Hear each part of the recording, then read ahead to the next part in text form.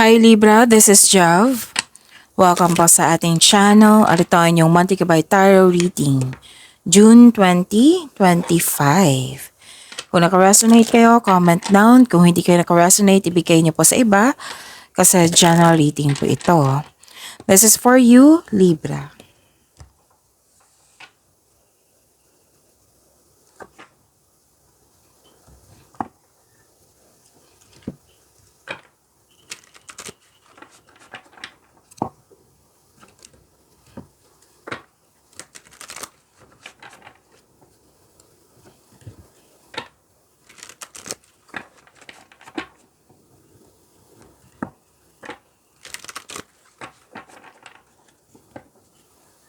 Para po ito sa inyo, Libra.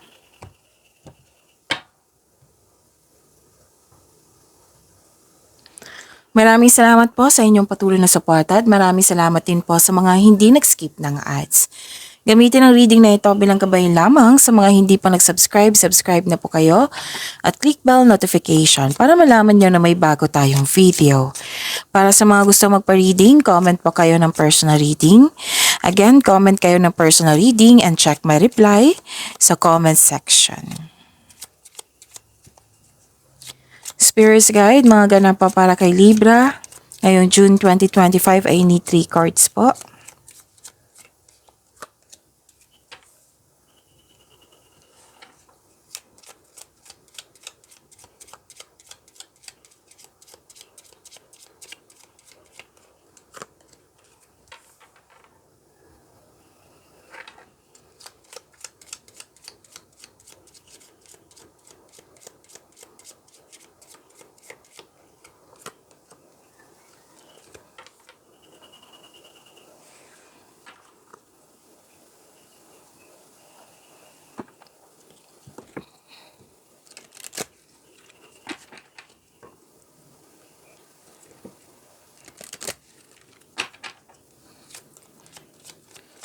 Spirits Guide, Angels, Archangels, Guardian Angels, message pa para kay Libra.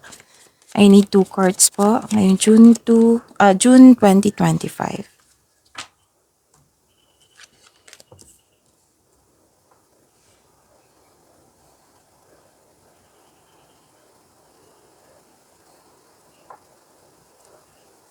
Okay, Libra. May parating po or dumating. Oo. Parating. Parating na news or information na bibigyan mo siya ng agarang aksyon.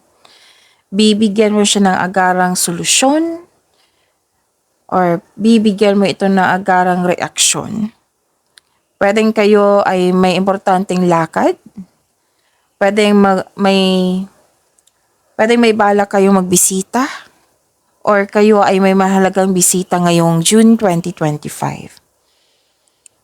Solusyon sa inyong problema, nasa iyo na yung sagot sa inyong mga katanungan. Pwedeng ideas din nito. This is divinely guided. Para mabigyan na ng solusyon. At makapag-move forward ka na. And this is good luck and good karma. Things going your way kasi nga may solusyon, di ba? Sagot sa inyong mga katanungan. Positive opportunities din. Kitang-kita ko dito. Recognition. Kitang-kita ko rin dito, Libra. And success. This is success also. Kitang-kita ko dito yung happiness mo. So, ang ganda. Libra, claim niyo po.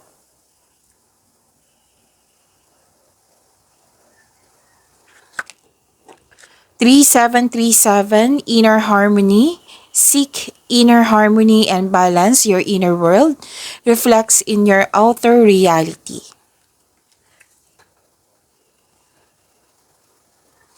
2020, wow, gratitude and blessings.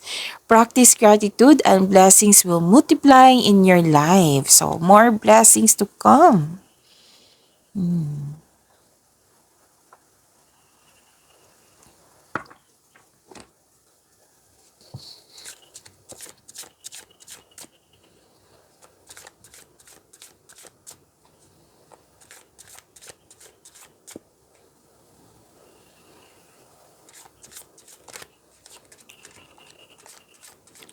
energy po ni Libra ngayong June 2025.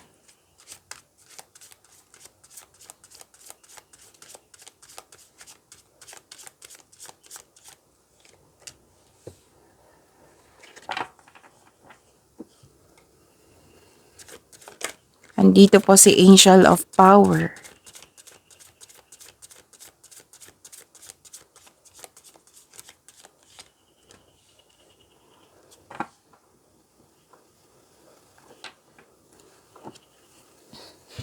Kung may narinig kayo or may nakita kayong repeating message, meaning to say, pinupush ng cards niyo yan.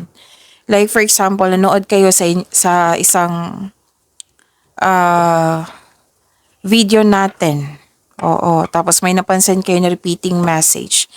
Yan po yung pinupush ng cards nyo na kailangan yung bigyan ng atensyon, solusyon at aksyon kung maaari po. So ano yung energy ni Libra?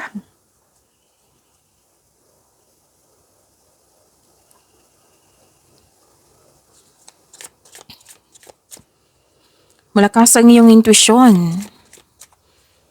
Pwede nag-self-study din kayo, nag-research, para may matutunan, para may learnings, may clarity. May malaking influence ang isang feminine energy dito, ang isang babae. Pwede kayo ito or literal na babae na magiging malaki ang kanyang influence ngayong June 2025. May changes po na mangyayari. Makakatanggap din kayo ng wisdom message, common sense and awareness. May malalaman kayong sekreto mula sa isang tao. Sabi po ng inyong card, makinig sa inyong intuition. Maaaring may panawaging spiritual na parating sa iyo. The advice is to clear your mind and ask your heart for the answers you seek. Ito yung sabi ko kanina sa oracle reading nyo, na may solusyon sa inyong mga problemas, may sagot sa inyong mga katanungan. Ang sabi ng card dito, the answers are already within you. Nasa iyo na po yung sagot. Nasa iyo na po yung solusyon. So magtiwala sa inyong sarili. Trust your own counsel first, sabi po ng card nyo. Huwag umasa sa opinion ng iba. Unahin niyo po yung sarili niyo. Trust yourself. Okay? Magtiwala sa inyong sarili. Magtiwala sa inyong trust your feelings instead of overthinking or overanalyzing.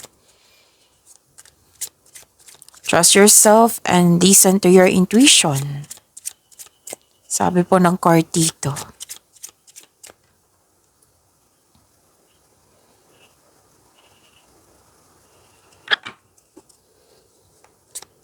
And this is power, authority, and protection.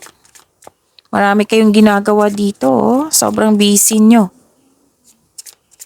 Gamit na gamit yung skills nyo ngayon. Malikhain. Malakas ang loob. Matapang. At charismatic. Mapagmahal at marunong sa buhay. Marami nang napagdaanan na hirap sa buhay bago naging successful. So this is authority, leadership, stability, and kalma kayo. Nakikita ko rin dito yung maturity and stability. Babala lang po sa ego clashing. Pwedeng may offer sa inyo na leadership role or magaling ka na leader dyan sa inyong trabaho. Malaki ang tiwala ng mga tao sa iyo, sa inyong galing, sa inyong strength and skills. You are making tremendous progress in your life. Nag-level up ka na sa buhay pag-ibig man ito, sa career and money mo.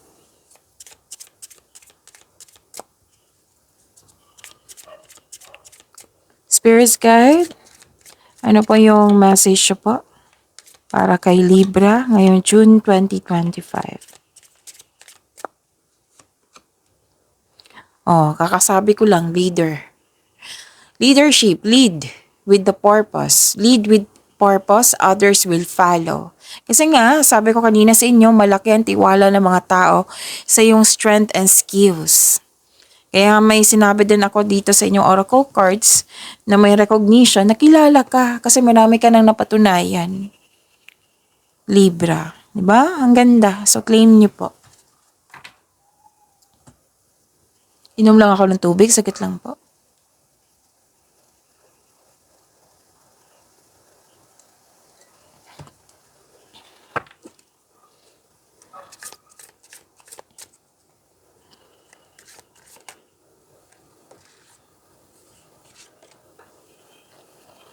Andito po si Angel of Guidance.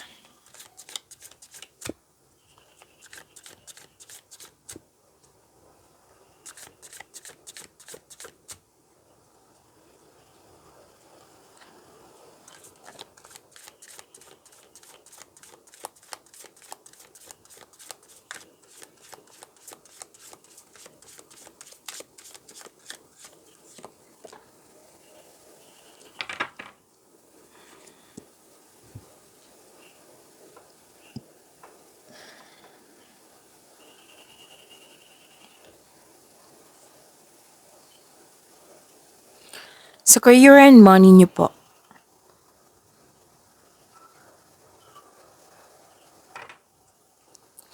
You're very inspired.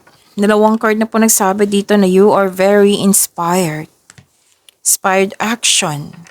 Nagkaroon ng momentum. Nagkaroon ng direction. You're very focused, Libra, sa inyong career and money.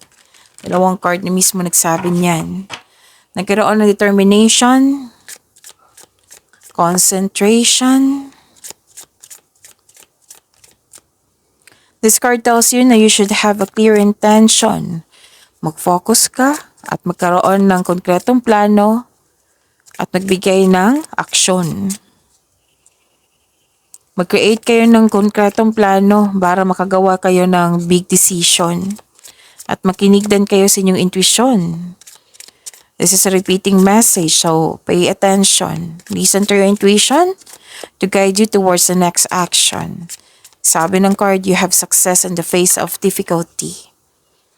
At ang advice ng card niyo po, to achieve a success in career and money, kailangan mo mag-focus, comes with determination, put clear intention. Ito na ang tamang oras na mag-create kayo ng konkretong plano. Nakikita ko rin dito na umuwi ka ng successful. This is also means business travel. May travel po. You are moving forward to the next level. Sabi po dito. So you use your intuition to guide you to the next phase of your life with confidence. This is determination, direction, focus, concentration.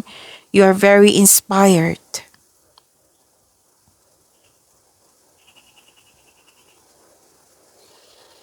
Full of creativity, and this is new beginning also. May parating na exciting na ganap, exciting opportunities. So, dalawang card na mismo nagsabi dito at nag-clarify siya dito. Yung una kong sinabi sa inyo, na binigyan, may dumating, binigyan mo ng agarang aksyon. So, you are very inspired kasi may chances na palawakin yung career and money nyo. Ito ay pagsisimula ng bagong pagsisikap. Naging masipag ka at very creative ka sa inyong trabaho. Dahil nito, mapapansin ka ng mga tao at magkaroon ng soon, magbubunga na yung pagsisikap at dahil sa achievement na ito, magkakaroon siya ng financial growth and stability. So, patuloy mo lang ang pagiging masipag. And this is recognition, ha? Napansin ka ng mga tao sa inyong mga ginagawa. Nag-clarify siya dito sa inyong course na recognition. Nakilala ka. Tapos may chance din kayong maglakbay sa malayong lugar. Or mag-abroad. Kung nasa abroad na kayo, may balak pa kayong mag-abroad ulit. So this is the time na gawin mo na yung matagal mo ng plano or proyekto. Message for your career and money, take off. Things will take off quicker than you expected. Ito yung sinabi ko kanina sa inyo. Bigla ang pagdating ng mga chances para palawakin ng iyong career and money. Ito din, bigla ang pagdating. Nabibigyan mo siya ng agarang aksyon. At rin. So, dalawa dito, isa dito, at tatlo pala dito. 1, 2, 3. At isa dito. So, mabilisang pagdating ito ng opportunity at mabilisang pagbigay ng aksyon, reaksyon, bibigyan mo na ng aksyon yung matagal mo ng plano. Now is a good time to take in action. There's no stopping you now. So, walang makapagpigil sa iyo. Bibigyan mo siya ng mabilisang aksyon. It would help to establish a clearer plan before moving forward. See?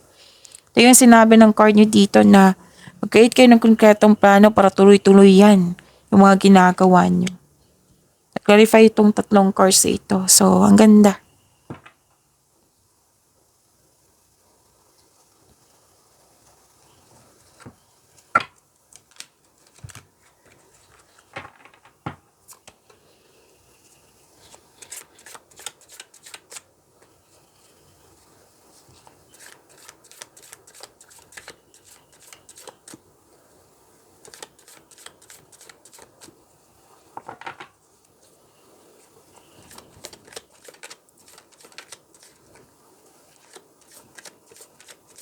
Message siya po sa Love Life, Self-Love, Partnership, and Romance Libra ngayong June 2025.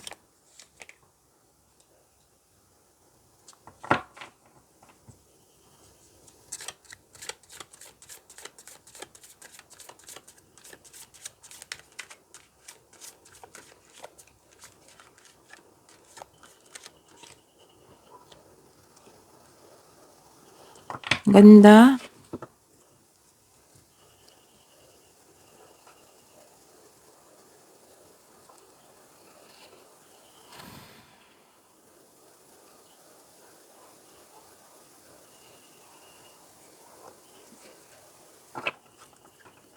This is about your love life, self-love, partnership, and romance. May expansion and growth akong nakikita dito, Libra. May nagtutulungan. Sa mga single dito, you've met someone exciting through friends or sa mga activities. Sa mga relasyon, this is a time na magkaroon kayo ng travel plans on meeting someone special while on vacation. Sa mga may relasyon, magkakaroon kayo ng gathering with friends or mag-participate kayo ng isang group activity. So may paglakbay ako nakikita dito, pagbigay ng action pa rin to eh. Pagbigay ng action sa matagal nyo yung plano, at ito ay growth, magandang bunga.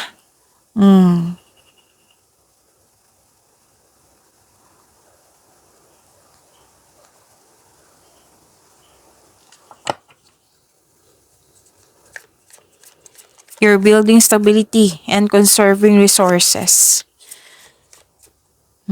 Kayo, lahat kayo, single ka man, may relasyon sa buhay mag-asawa. Nakikita ko dito, nagkaroon kayo ng sense of stability. Oo. Like for example, sa mga may relasyon dito, na mag-buy kayo muna ng buying property, magbili ng engagement ring, yung paghahanda. Bago kayo mag-start ng magbuo ng family. So, meaning to say, pwedeng yung sa madaling salita, project to. Nagkaroon kayo ng sense of stability na kailangan maging handa para sa pagpasok nyo sa buhay pag-ibig o ano man yung desisyon nyo sa buhay, magaan na. So, this is good. You're saving money for your future or may specific goal kayo. Kaya sobrang ingat nyo sa kaperahan. And sobrang ingat nyo din sa inyong relasyon or connection mo man sa isang tao. Actually, nakikita ko talaga dito pag titipid, pag-iingat sa pera. Yan nakikita ko. So, ang ganda, 'di ba? Kasi may sense of stability, pagiging handa kasi may specific goal kayo. Trust. Guard your heart, not everyone deserves your trust. Okay? Pag-imanin niyo po yung blessings na binigay sa inyo. Libra, see you tomorrow. Maraming salamat po.